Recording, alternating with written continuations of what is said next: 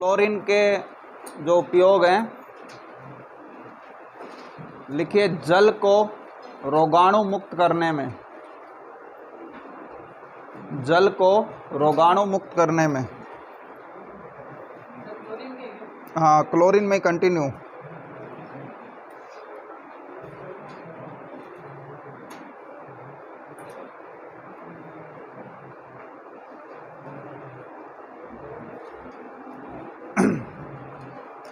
और एक ये लिख लें, फास्जीन लेविसाइट,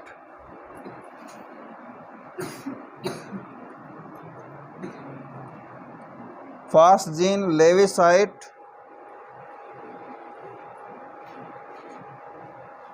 व मस्टर्ड गैस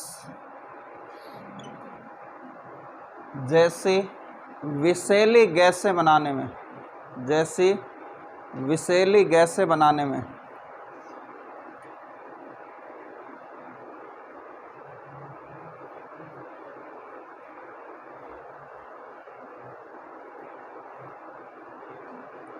ये जो है, ये बहुत ज़्यादा जहरीली गैसें होती हैं, इनको इससे क्लोरीन से बनाया जाता है।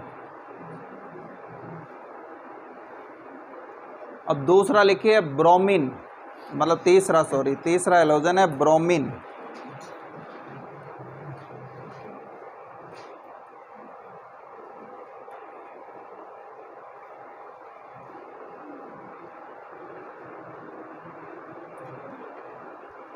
लिखिए आंसू गैस बनाने में, आंसू गैस यानी टीयर्स गैस,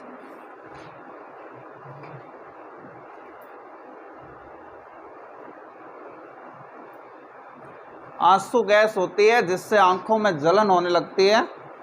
तो इसका जब कहीं दंगा वगैरह कोई हंगामा हो जाता है और उस स्थिति में किसी को चोट नहीं लगे, इसलिए जो पुलिस होती है या मिलिट्री होती है, मोस्टली पुलिस, वो आंसू गैस का भी प्रयोग करती है, टीयर्स गैस जो है इसका प्रयोग करती है।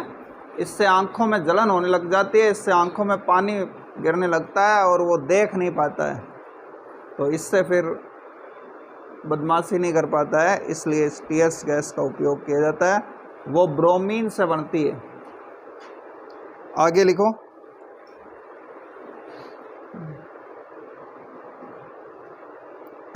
फोटोग्राफी में, फोटोग्राफी में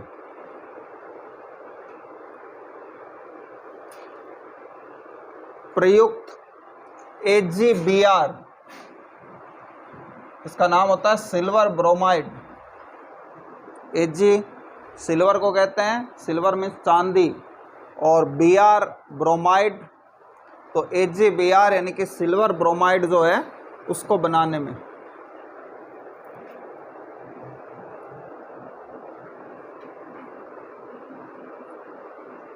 देखिए आजकल जो है वो फोटोग्राफी जो है वो मेमोरी कार्ड से होने लगी।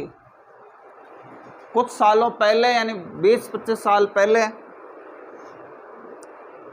फोटोग्राफी जो है वो उसके अंदर फिल्म डाली जाती थी जिसको नेगेटिव बोलते हैं, रील बोलते थे। और वो रील अगर आप लोगों ने देखी हो तो वो बिल्कुल क्या होती थी कि रील है ऐसे बिल्कुल काली कलर की होती थी, इस प्रकार से।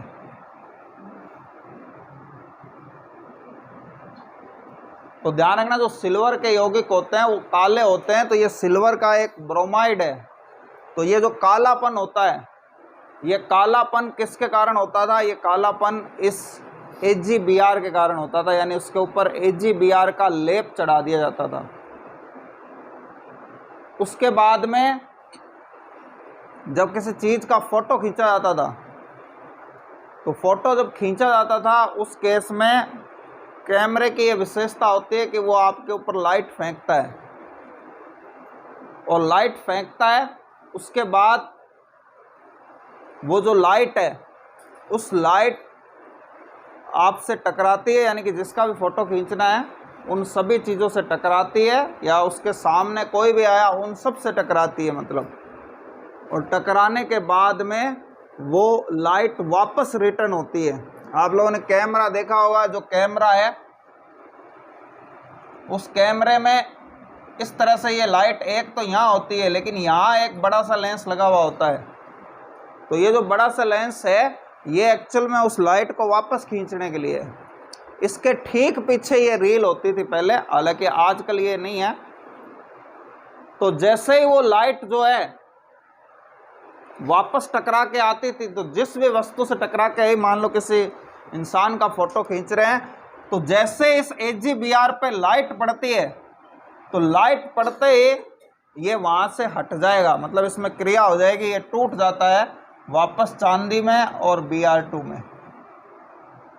और जितनी जगह पे लाइट पड़ी, जैसे मान लो किसी का अक्स बनना है, इस तरह से फोटो बनना है, तो उस जगह से ये इस तरह से ये हट जाता था और इसका अक्स बन जाता था। और ये जो फिल्म होती थी, ये एक रील जो होती थी, यानी एक जो रोल होता था, उसमें 36 नेगेटिव होते थे, यानी 36 फोटो खींचे जा सकते थे। उसके बाद इसको धुलवाना पड़ता था, जिसमें ये बाकी का बचा हुआ AGVR वगैरह हटा देते थे, जिसको फिल्म की धुलाई कहते हैं। हालांकि इस प्रक्रिया में 1-2 दिन लगते थे पहले, हालांकि आजकल कंप्यूटर की वजह से ये चीज़ हो गई है कि धोना वगैरह की ज़रूरत नहीं है, सीधा ही वो प्रिंट निकाल के दे देते हैं। ऐसे हाई टेक्नोलॉजी और तो ये मिट गई है, हालांकि ये ऐसा नहीं होता है आजकल, लेकिन फिर भी जब होता था तो फोटोग्राफी का ये एक प्रमुख यौगिक था, इसके बिना फोटोग्राफी जो है वो पॉसिबल नहीं थी। आगे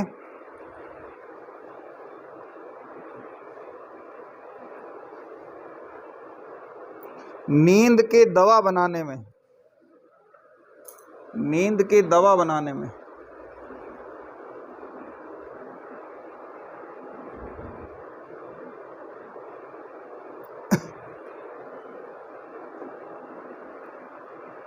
और ब्रोमीन के लिए बस ये उपयोग हो गया। एक नीचे लास्ट लाइन लिख लो, यह यानी यह से मतलब BR2 की बात हो रही है। एक लाल भूरे रंग की गैस होती है, लाल भूरे रंग की वाष्पशील गैस होती है, लाल भूरे रंग की वाष्पशील गैस होती है।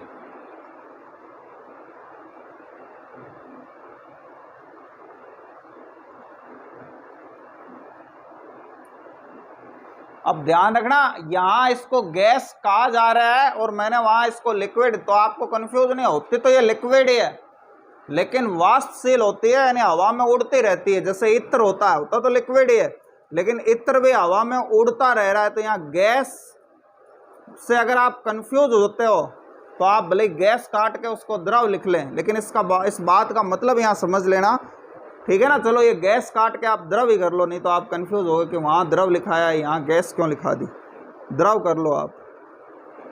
लेकिन यहाँ इस बात को लिखाने का मतलब यहाँ ये है कि ये गैस के रूप में उड़ता रहता है, इस बात का मीनिंग यहाँ पर ये था। अभी वो पूछ ले कि कौन सा है जो वाष्पशील है, तो ये वाष्पशील होता है जो ब्रोमीन होती है जो, ठीक है। अब आगे लिखिए आयोडीन, आयोडीन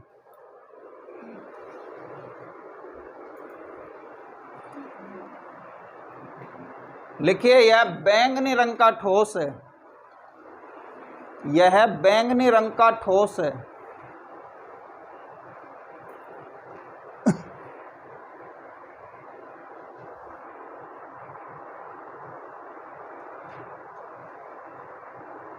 और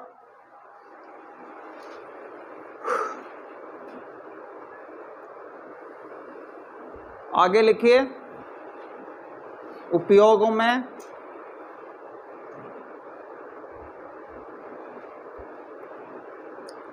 आयोडीन से हमारे शरीर में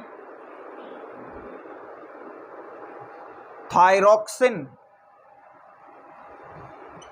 थायरोक्सिन थायरोक्सिन नामक हार्मोन बनता है, थायरोक्सिन नामक हार्मोन बनता है।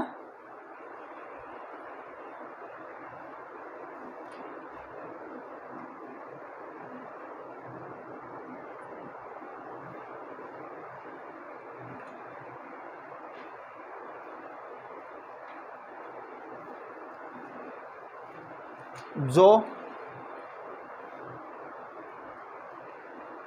शरीर की उपापचय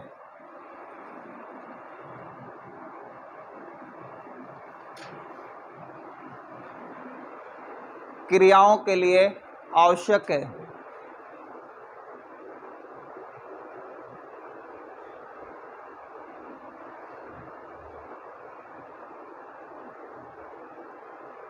फिर लिखिए आयोडीन की कमी से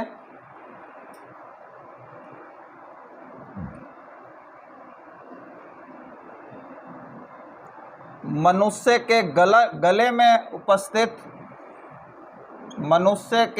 में उपस्थित थायराइड ग्रंथि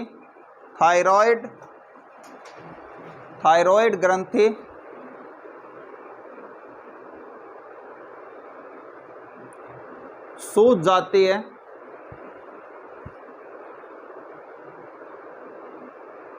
जिसे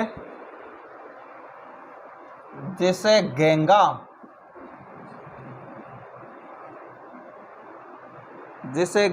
रोग कहते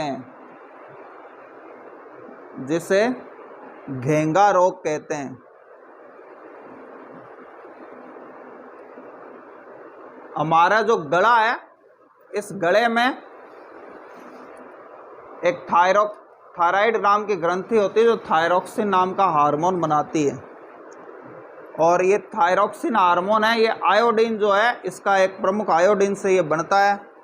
और मैंने बता ही दिया था कि आयोडीन जो है शरीर में थोड़ी सी मात्रा में लेना बहुत ज़रूरी है।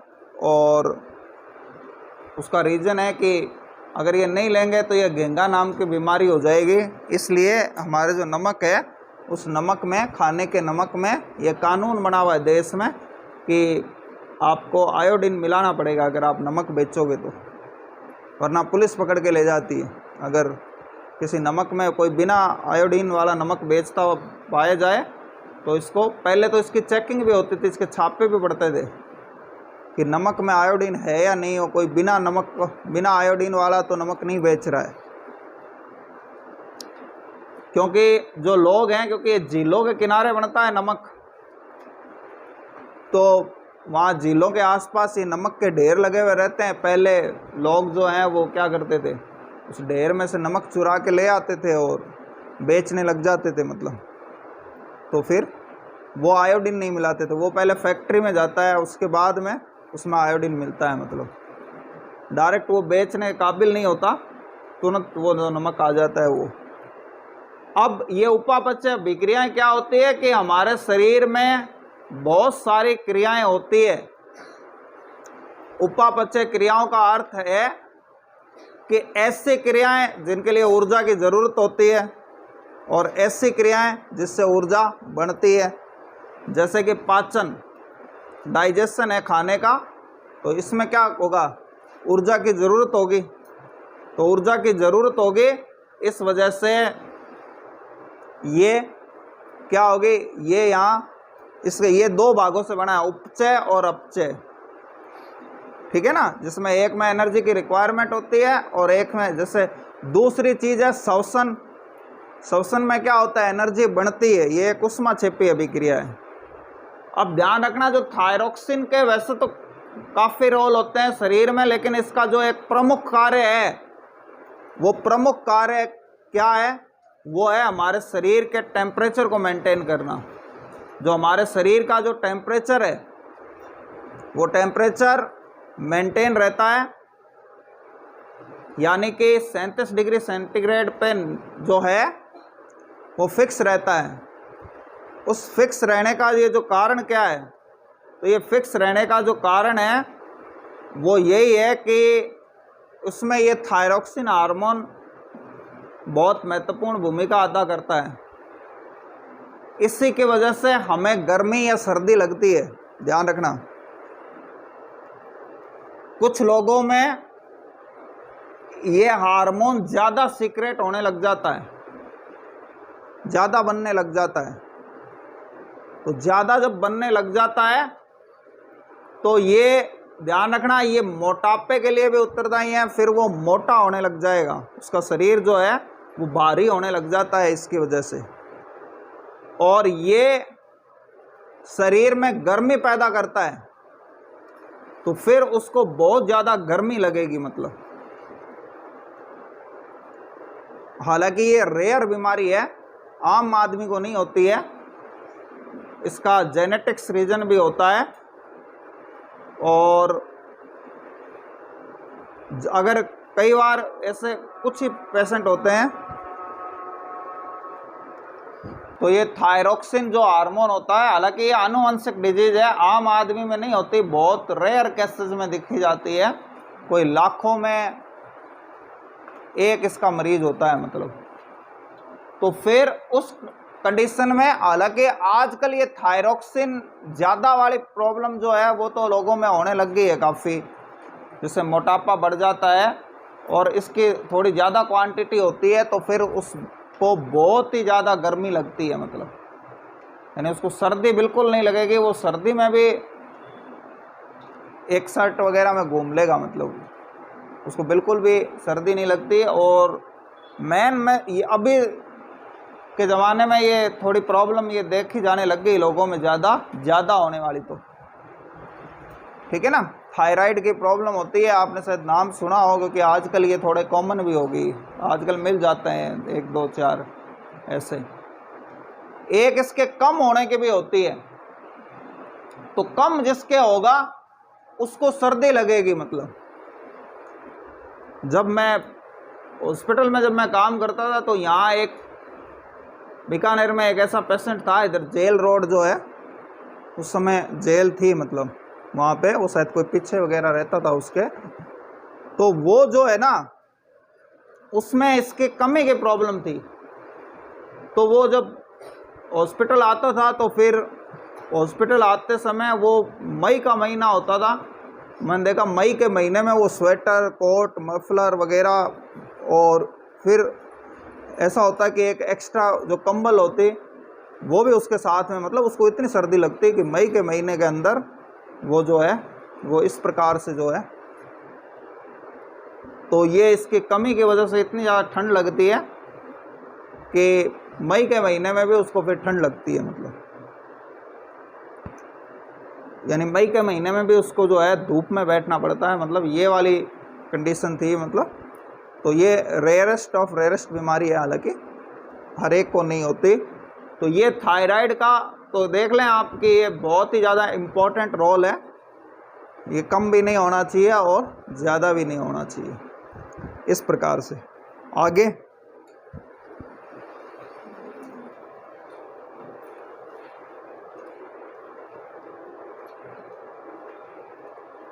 लिखिए जीवाणुनाशी के रूप में, हाँ जीवाणुनाशी के रूप में।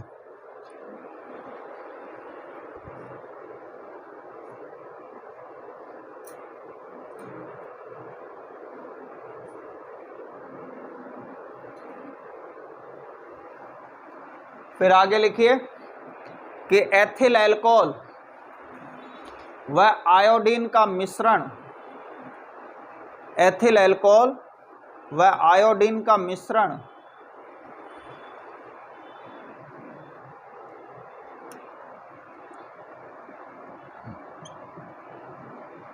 टिंचर आयोडीन कहलाता है, टिंचर आयोडीन कहलाता है।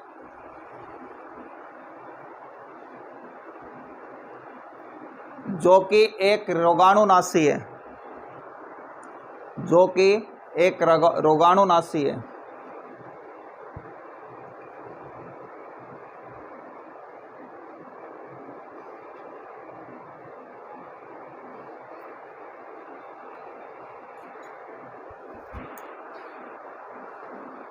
ये जो पट्टी वगैरह करते हैं, जो गॉज होते हैं, वो टिंचर आयोडीन जो है उस टिंचर आयोडीन का यूज करते हैं।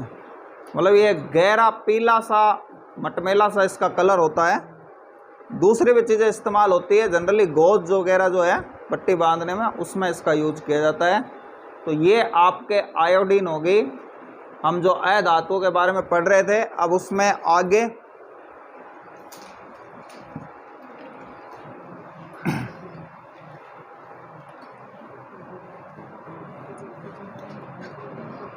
अब देखिए कुछ और हैं, एक साथ ही लिख लें अब उनका कॉमन, कि helium, neon, argon, krypton, xenon और रेडॉन।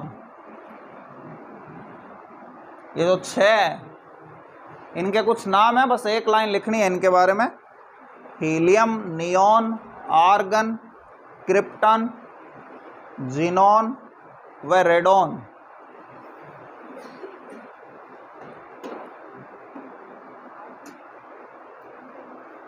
को निष्क्रिय गैसें, निष्क्रिय गैसें या अक्रिय गैसें या अक्रिय गैसें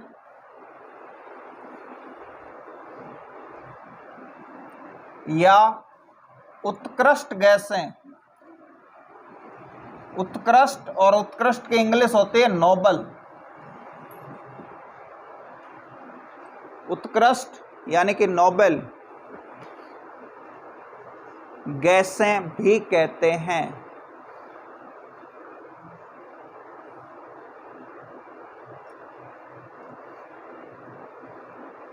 और एक बात और लिख लें कि हीलियम को छोड़कर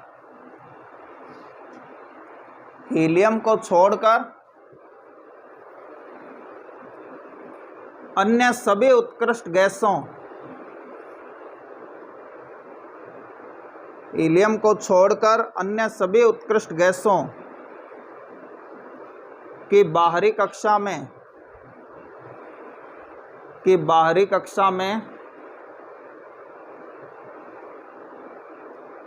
8 इलेक्ट्रॉन होते हैं। 8 इलेक्ट्रॉन होते हैं। अतः यह किसी से भी क्रिया नहीं करती। अतः यह किसी से भी क्रिया नहीं करती है।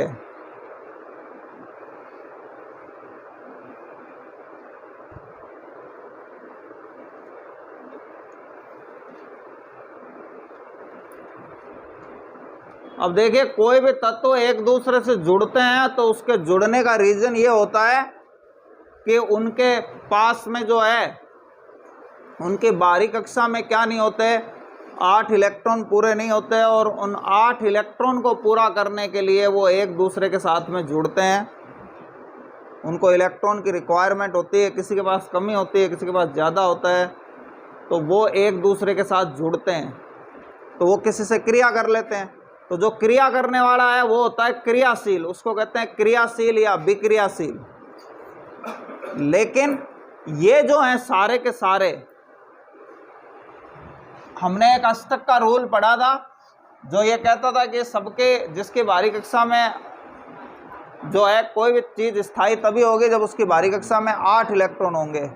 तो इन सब के 8 हैं तो ये स्थायी है, तो इनको कोई रिक्वायरमेंट नहीं है, तो इसलिए किसी से क्रिया नहीं करते। अब हीलियम की बात करें तो हीलियम के पास कितने इलेक्ट्रॉन होते हैं? 2। तो ध्यान रखना, लेकिन हीलियम के पास कक्षा भी एक ही होती है और पहली कक्षा 2 इलेक्ट्रॉन से भर जाती है। ये सब हमने पढ़ लिया। तो पहली कक्षा 2 इलेक्ट्रॉन से भर जाती है तो हीलियम को भी कोई ज़रूरत नहीं है, उसके पास वो तो फुल है। हीलियम तो क्या है, फुल है, उसके पास तो जगह भी नहीं है अगर वो करना भी चाहे तो इस वजह से ये किसी से क्रिया नहीं करते। तो जो क्रिया नहीं करते उनको अक्रिय कहते हैं या निष्क्रिय कहते हैं, इनएक्टिव होते हैं वो। फिर अगला ये जो उत्कृष्ट है, ये वायुमंडल में बहुत ही कम मात्रा में पाई जाती है, इसका बहुत ही कम परसेंटेज होता है, पॉइंटों के अंदर भी बहुत ज़्यादा रेयर, बहुत दुर्लभ होती है। कोई भी चीज़ जो दुर्लभ होती है, आसानी से नहीं मिलती है, तो आसानी से नहीं मिलने वाली जो चीज़ है उसको क्या कहते हैं? उसको कहते हैं उत्कृष्ट यानी नोबेल। आपने ये पढ़ा है ना कि नोबेल पुरस्कार है, तो इसका मतलब हिंदी में उत्कृष्ट, इसका मतलब ये है कि ये नोबेल पुरस्कार पूरी दुनिया में कोई जो बढ़िया काम करते हैं साइंस के फील्ड में, अर्थशास्त्र में, मेडिकल साइंस में, उनको दिया जाता है, सिर्फ कुछ ही लोगों को, एक साहित्य के क्षेत्र में। तो ये नोबेल पुरस्कार जो दिया जाता है, ये नोबेल पुरस्कार पूरे विश्व में रेयर बंदा होता है वो, यानी कोई बहुत बड़ी उसकी कोई उपलब्धि होती है तब मिलता है, मतलब बाकायदा इसकी एक कमेटी है। और ये आप लोगों को पता है क्या ये क्यों दिया जाता है नोबेल पुरस्कार? किसने देता, कौन देता है, कौन सा देश देता है, किस देश में ये होता है?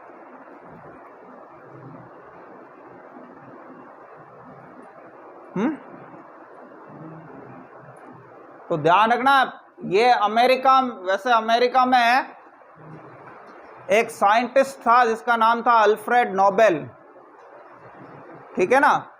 और वो अल्फ्रेड नोबेल वही है जिसने, ध्यान रखना, कि डायनामाइट बनाया था, जो बम है सबसे पहले,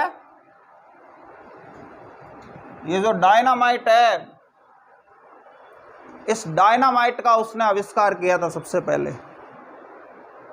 हालांकि उसकी नीयत इसमें खराब नहीं थी, उसने ये देखा कि ये जो पहाड़ वगैरह हैं, इन पहाड़ों को साफ करने के लिए पहले पहाड़ों में से रास्ता बनाने के लिए मजदूर लगा करते थे, 200, 400, 500 मजदूर है, वो पत्थर तोड़ते रहते, तो एक पहाड़ जो है उसका रास्ता बनाने में बरसों लग जाते थे।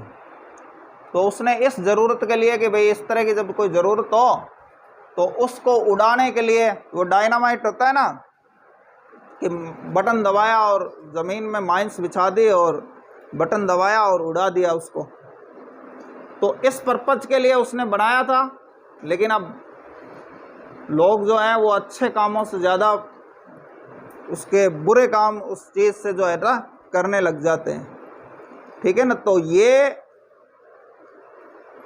तो एक दिन तो फिर इससे बम वगैरह भी बनने लगे, लोगों को मारने के लिए भी इस्तेमाल होने लग गया, लड़ाइयों में भी इस्तेमाल होने लग गया। तो एक बार क्या हुआ कि गलती से किसी ने ये अफवाह फैला दी कि जो अल्फ्रेड नोबेल है वो मर गया, हालांकि वो मरा नहीं था उस टाइम।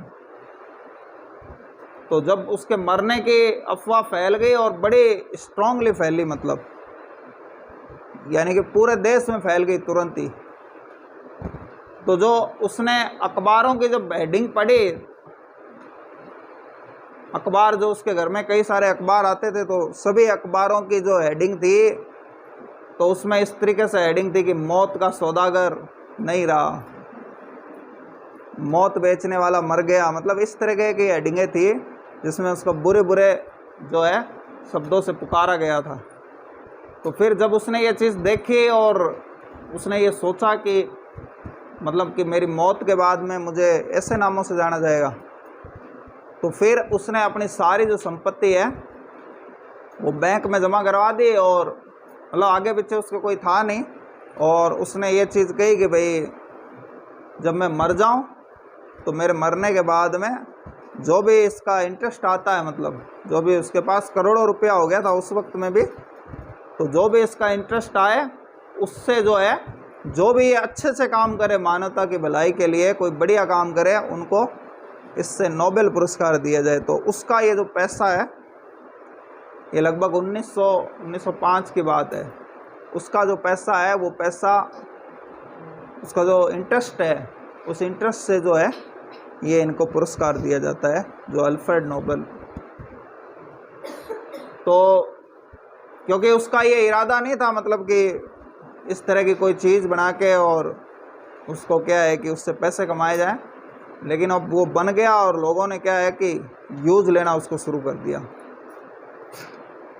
तो ये जो है ये निष्क्रिय गैस है, ये निष्क्रिय यानी उत्कृष्ट, और नोबेल का मतलब है कोई चीज़ जो दुर्बल होती है, मुश्किल से मिलती है, कहीं कहीं मिलती है, उसको कहते हैं नोबेल गैसेज। तो इन सब को कहा जाता है क्योंकि ये बहुत कम मात्रा में मिलती है, ठीक है। तो ये अपने ए धातु जो है, उस ए धातु का भी जनरल टॉपिक जो है वो कंप्लीट हो गया। अब आप आगे लिखिए धातु व अधातुओं की अभिक्रियाएं, या ऐसे लिख लो धातु व अधातुओं से बने यौगिक।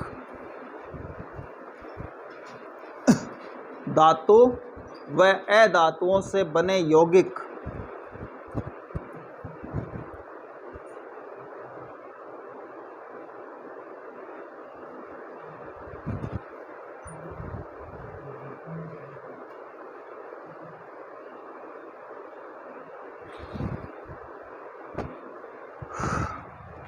इसमें हेडिंग लगाएं आप आयनिक यौगिक।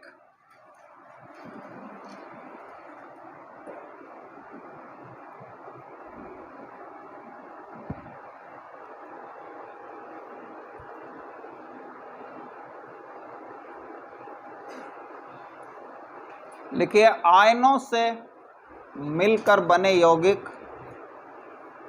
आयनों से मिलकर बने यौगिक आयनिक यौगिक कहलाते हैं। आयनों से मिलकर बने यौगिक आयनिक यौगिक कहलाते हैं।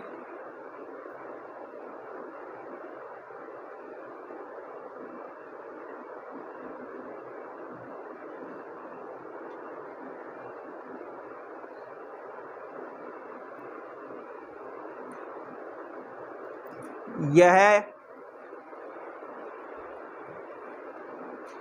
धातु व अधातु के बीच यह धातु व अधातु के बीच इलेक्ट्रॉन के लेन देन से बनते हैं।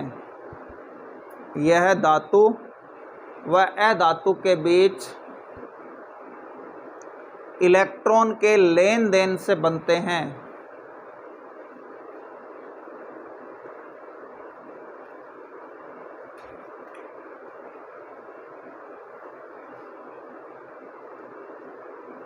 तो लिखिए इनमें धातु परमाणु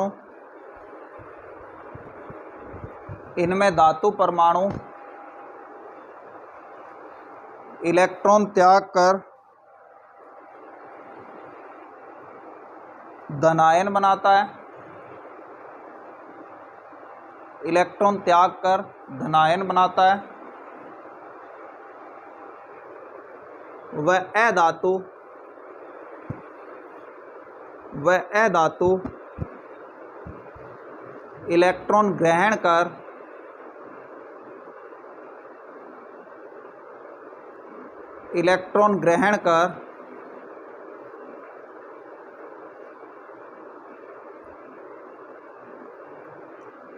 ऋणायन बनाता है।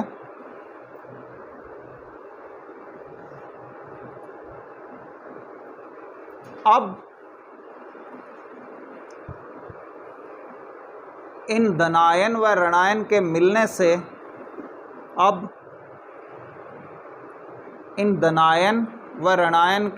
से बने यौगिक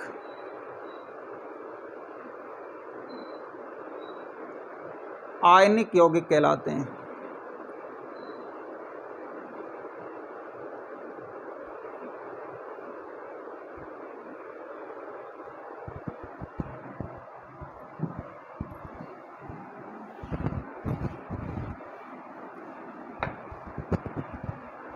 अब देखिए आयनिक यौगिक जैसे नमक है वो कैसे बनता प्रकृति में ही है, और वैसे हम चाहें तो लैब में भी बना सकते हैं, लेकिन ये ऑटोमेटिक नेचुरल रिसोर्सेज से प्राप्त होता है। तो जैसे सोडियम है, अब ये जो सोडियम है, ये सोडियम जो है इसके पास कितने इलेक्ट्रॉन होते हैं? 11 इलेक्ट्रॉन होते हैं, और 11 इलेक्ट्रॉन होते हैं। और मैंने आपको ये भी बताया था कि किस कक्षा में कितने होते हैं। पहली कक्षा में 2 होते हैं, 2, 8 और 1। ठीक है। अब अष्टक का रोल क्या कहता है कि सबके बाहरी कक्षा में कितने इलेक्ट्रॉन होने चाहिए? 8 होने चाहिए। तो अब इसके बाहरी कक्षा में कितना है? ये बाहरी कक्षा है, राइट साइड में जो सबसे होती है वो बाहरी कक्षा होती है, 1 ही है। तो अब इसके पास इतनी ताकत नहीं कि ये किसी से 7 इलेक्ट्रॉन छीन ले या 7 इलेक्ट्रॉन कहीं लेके आ जाए कहीं से। तो इस वजह से फिर ये क्या करता है, तो फिर इसके पास दूसरा ऑप्शन है कि ये दूसरा जो ऑप्शन है कि ये अपना एक इलेक्ट्रॉन किसी को दे देता है, यानी कि त्याग देता है। तो ये अपना एक इलेक्ट्रॉन त्याग देता है। कोई भी चीज़ जब इलेक्ट्रॉन त्यागती है तो उसके ऊपर प्लस आ जाता है, और जब प्लस आ जाता है तो इसको धनायन कहते हैं। तो इसने ये एक इलेक्ट्रॉन त्याग दिया, तो त्याग दिया तो अब इसके पास 10 इलेक्ट्रॉन रह गए। और देखिए जो कक्षा होती है वो इलेक्ट्रॉन से ही होती है। जैसे ये सोडियम है, तो ये सोडियम की ये पहली कक्षा, इसमें 2 है, ये दूसरी कक्षा, इसके अंदर 8 इलेक्ट्रॉन है, और ये तीसरी कक्षा जिसमें 1 है। तो कक्षा कहते हैं किसको है, जिस वे में, जिस रास्ते पे इलेक्ट्रॉन चक्कर लगा रहा है। तो जैसे इसने एक इलेक्ट्रॉन त्यागा वैसे ही क्या हो गया, इसकी एक कक्षा भी समाप्त हो गई। किसी घर के मान लीजिए कि बाहर के साइड कमरा हो, फिर अंदर कमरा हो, फिर अंदर कमरा हो, और किसी वजह से वो बाहर का कमरा टूट जाए, तो अब बाहर वाला कमरा कौन सा हो जाएगा, जो उसके बाद होगा, बाकी जगह प्लेन होगी। तो ये अब ये इसकी बाहरी कक्षा बन गई, और ये इसकी बाहरी कक्षा बन गई, तो इसके पास 8 इलेक्ट्रॉन हो गए और ये स्थायी हो गया। अब ध्यान रखना, कोई भी इलेक्ट्रॉन तब देता है जब कोई लेने वाला होता है, ऐसे नहीं दे दिया जाता है इलेक्ट्रॉन। तो इस कंडीशन में यहाँ जब क्लोरीन इसके पास आएगा, Cl के पास क्या है, कितना परमाणु क्रमांक है इसका, 17। इसकी बाहरी कक्षा में 7 इलेक्ट्रॉन है, और Cl के पास ये पावर होती है कि कम से कम वो 1 इलेक्ट्रॉन तो किसी से छीन सकता है। तो ये सोडियम के पास आता है, तो सोडियम इसको अपना 1 इलेक्ट्रॉन दे देता है। तो ये जो इलेक्ट्रॉन है ये इसने इस क्लोरीन को दे दिया, और जब भी कोई इलेक्ट्रॉन ग्रहण करता है उसके ऊपर क्या आ जाता है, माइनस आ जाता है, और माइनस आ जाता है, और इसका 1 इलेक्ट्रॉन एक्स्ट्रा होते ही इसकी बाहरी कक्षा में भी 8 इलेक्ट्रॉन हो गए, और ये भी क्या हो गया, स्थायी हो गया। अब एक नेचुरल प्रोसेस है कि किसी भी चीज़ के ऊपर पॉजिटिव होता है और क्या होता है, नेगेटिव होता है, तो वो अट्रैक्ट होती है। जो अपोजिट चार्ज होते हैं, विपरीत आवेश होते हैं, वो एक दूसरे को आकर्षित करते हैं। तो ये दोनों क्योंकि अलग अलग आवेश वाले हो गए तो ये जुड़ गए, ठीक है। अब इस पे चार्ज क्यों लगा है कि प्लस का 1 और माइनस का 1 मिलके क्या हो गया, 0। प्लस का 1 और माइनस का 1 को जोड़ेंगे तो क्या हो जाएगा, 0। तो ये 0 हो गया, तो इसमें लगाते नहीं है।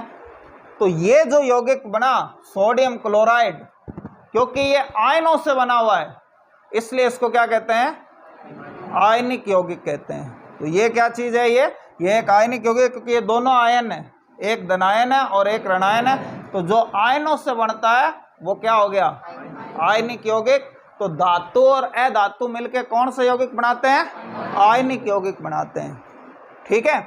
एक लाइन और लिख लो, आयनिक यौगिकों को वैद्युत संयोजक यौगिक भी कहते हैं। आयनिक यौगिकों को वैद्युत संयोजक यौगिक भी कहते हैं।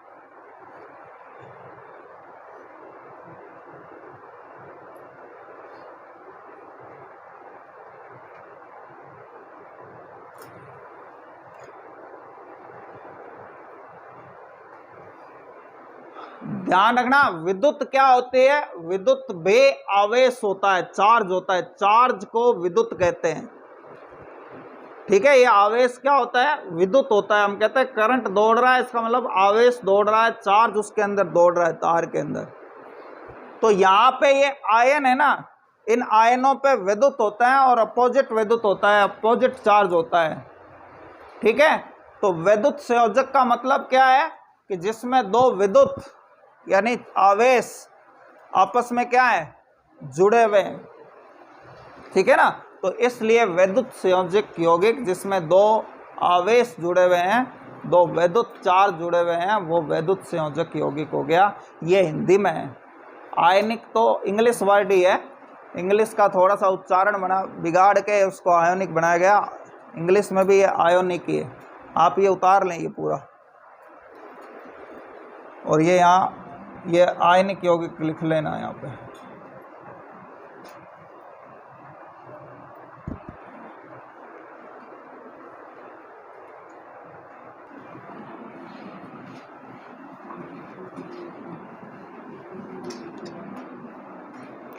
अब जैसे इसी तरीके से मैग्नीशियम धातु है, कितना होता है इसका परमाणु क्रमांक 12, और क्या इलेक्ट्रॉन का कैसे होंगे इसके कक्षा में 2, 8 और 2।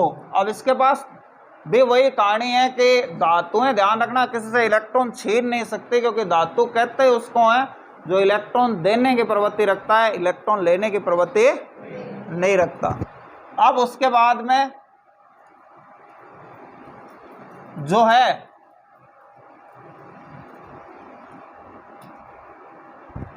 ये 2 इलेक्ट्रॉन त्याग देगा। अब इसके पास कोई ऑप्शन नहीं है, 6 इलेक्ट्रॉन ये छीन नहीं सकता है, तो ये 2 इलेक्ट्रॉन त्याग देगा। अब इसने 2 इलेक्ट्रॉन त्याग दिए, तो 2 इलेक्ट्रॉन जब इसने त्याग दिए तो इसका अष्टक पूरा हो गया, इसका काम पूरा हो गया। लेकिन त्यागेगा कब? अब मान लीजिए इसके पास भी Cl आया, या चलो Cl वाला नहीं, अपने ऑक्सीजन वाला कर लेते। मान लें इसके पास ऑक्सीजन आया, ठीक है। अब ऑक्सीजन आया तो ये ऑक्सीजन जो है इसके पास कितने 6, और मैंने आपको कल बताया था कि फ्लोरीन और ऑक्सीजन के इलेक्ट्रॉन छीनने की पावर ज़बरदस्त होती है, ये खूब इलेक्ट्रॉन छीन सकते हैं किसी से भी। तो यहाँ पर ये इससे ये 2 इलेक्ट्रॉन ले लेगा, और 2 इलेक्ट्रॉन लेते ही इसके ऊपर क्या आ जाएगा -2 आ जाएंगे, और -2 आ जाएंगे। अब क्योंकि इस पे पॉजिटिव है तो ये नहीं है कि इनको कोई जोड़ेगा, अपने आप ही ये अट्रैक्शन जिसमें होता है वो चीज़ें अपने आप ही जुड़ जाती हैं। तो ये जो है Mg+2 और O-2, अब ये भी जुड़ जाएंगे, और क्या बन जाएगा MgO। अब ध्यान रखना यहाँ भी प्लस का 2 और माइनस का 2 मिलके 0 हो गए, इसलिए हमने यौगिक पे कोई चार्ज नहीं लगाया। तो ये भी आयनिक यौगिक बन गया मैग्नीशियम ऑक्साइड।